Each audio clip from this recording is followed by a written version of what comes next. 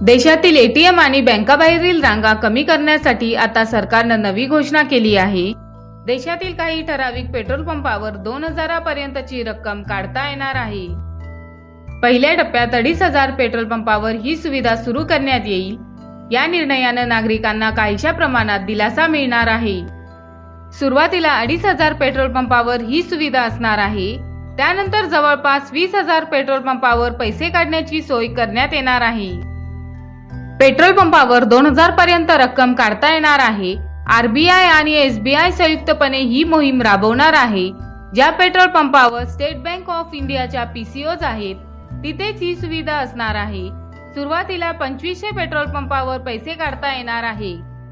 Reserve bank आणि state bank of इंडियानं ही सुविधा सुरू केली आहे। त्याचबरोबर 24 नोव्हेंबर पर्यंत पेट्रोल पंपावर 500 आणि 1000च्या नोटा स्वीकारण्याचे आदेशही देण्यात आले आहेत। यामुळे एटीएम बाहेरच्या रांगा काही प्रमाणात कमी होतील।